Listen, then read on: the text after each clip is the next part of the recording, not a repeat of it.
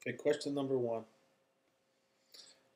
As a newly promoted battalion chief, how do you address this situation?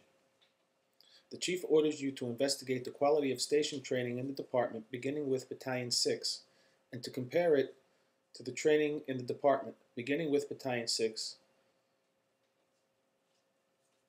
and compare it to the quality of training in the other 5 battalions in the fire department. Battalion 6 has the worst reputation for consistent training, and I will set in place the training regimen that will fix this problem. First, I must understand that my job as Battalion 6, as is every battalion chief's job and every other member of the fire department, is to work under the direction of the fire chief, and these are his requests of me. My job assists in the management, training, and discipline of my subordinates on the fire department by supervising a group of fire companies engaged in providing fire protection for people and property. Incident priorities on the fire department are always life safety, incident stabilization, property conservation, and continuity of community. I will recognize that the life safety of the civilians and the firefighters is paramount in my mission as battalion chief.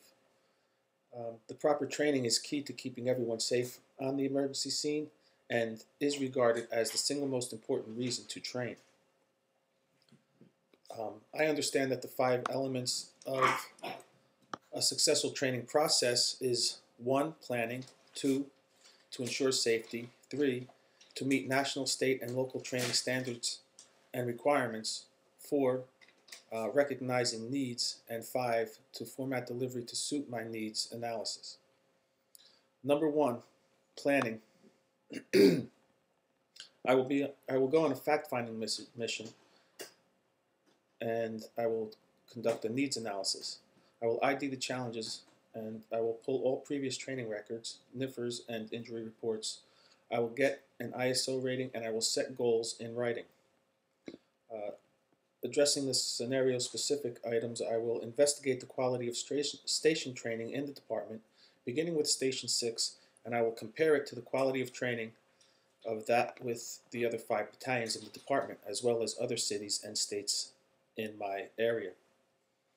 Station 6 has the worst reputation for consistent training, and I will set in place a training regimen that will role model the successful programs. I will look into cost sharing with other cities and towns, and I will meet all challenges given to me by the chief of the department. I will get the ISO rating of our fire department. By doing so, this will grade our fire department. I will get back to the basics in training within my battalion, and I will get all pre-fire plans. I will conduct post-fire analysis, and I will combine it with daily training schedules that use the standard operating procedures as a safety model and the incident management system to keep structure and accountability in place.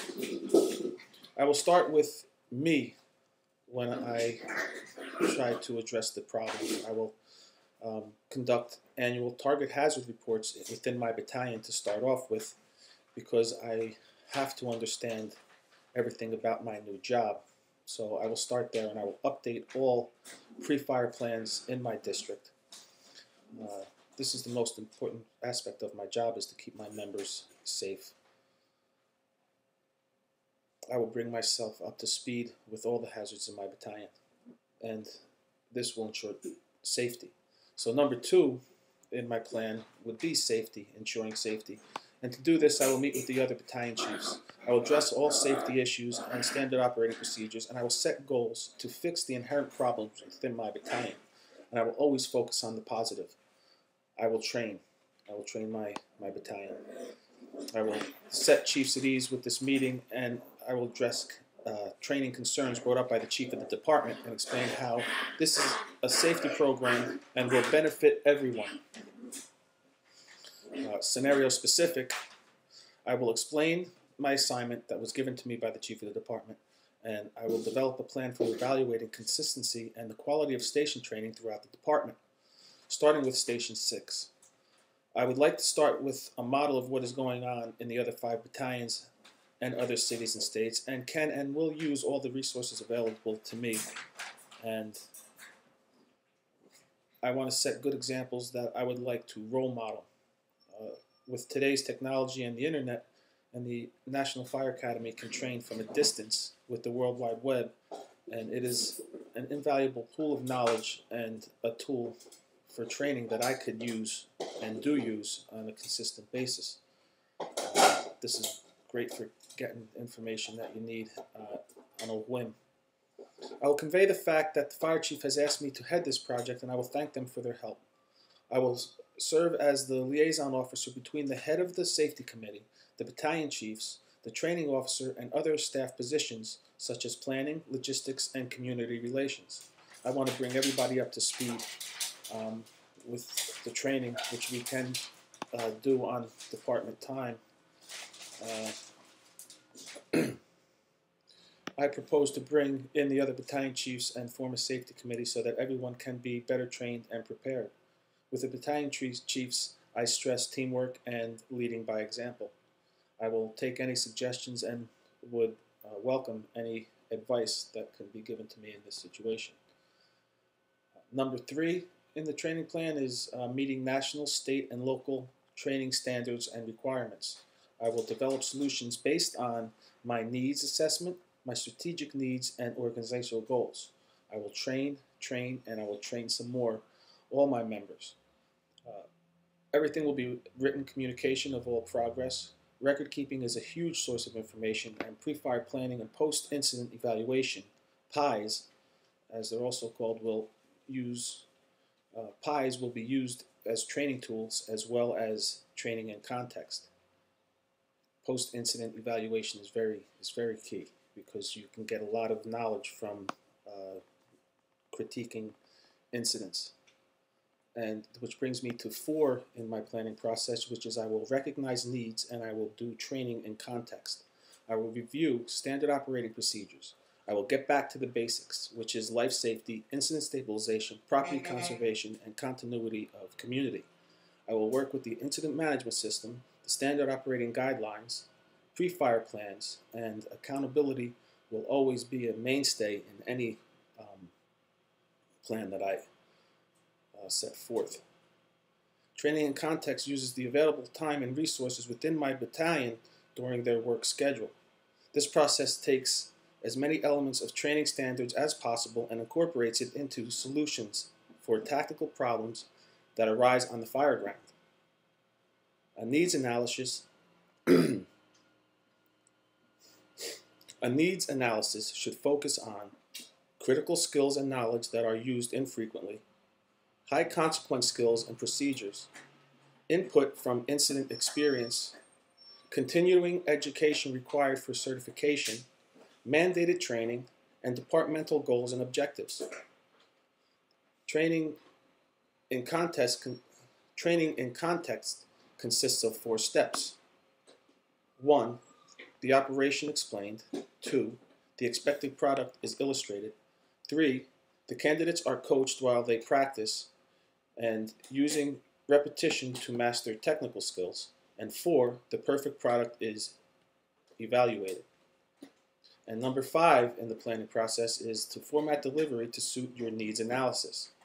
To do this, I have already analyzed all the information given to me. I developed and ID'd challenges, and I implemented solutions. Now I will have to monitor and evaluate the progress, as this is an ongoing mission. So my presentation to the chief would include: 1. I identified that this is an ongoing challenge. I pulled all training records and I reviewed and set goals with the other battalion chiefs. I identified that that I researched what rules, regulations, laws, and standards may apply to my plan, and there are some excellent models to choose from, and that I am in the process of adopting to get this plan in motion. In my plan, I am stressing back to the basics. I will identify that training within 3 categories is essential: the must know, the need to know, and the nice to know. 1. The must know, which are OSHA laws, is 1. Hazardous waste operations and emergency response training, HAZWOPER. 2. Respiratory protection training. And 3. The occupational exposure to blood-borne pathogens. the need to know, which is certification-based training set forth mostly by the NFPA. The NFPA 1000 standards on the fire service professional qualifications, accreditation, and certification system. And the nice to know, which is anything else that you learn, but is not it is not mandatory, but it can aid in the incident stabilization. I will set up the, training operations at all levels, also known as ITCO. This mandates captains to be certified trainers for firefighters, so firefighters should be constantly conducting and collecting information, knowledge, and data to keep themselves current on all changes, using NFPA standards 1021 and 1041 and all available resources. Scenario-specific pre-fire plans of Station 6 District includes 2 elementary schools, the high school, numerous strip malls, 2 shopping centers. The rest of the district consists of middle to upper middle class single-family dwellings. I will review the standard operating procedures and pre-fire plans on all existing buildings. I will pull all those records and I will update the records according to. I will just get up to date on all the information in my battalion. It's my job, and it will aid in keeping the residents and my firefighters safe. I will have an open door policy for questions and advice to the command staff, captains, and firefighters, and all that want to get on board with this safety committee and plan. I will document any meetings, training, and investigations. I will follow up and hold captains and firefighters accountable for training and improvement.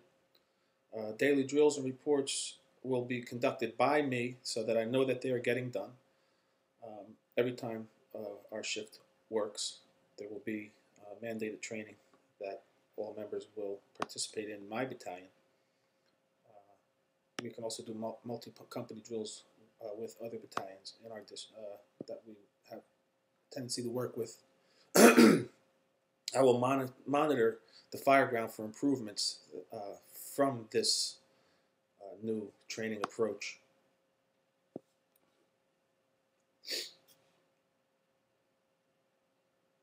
To summarize my program, I addressed the leadership and commitment of the battalion chiefs. I framed the problems and challenges of the Battalion Chief 6 training and brought the battalion up to speed.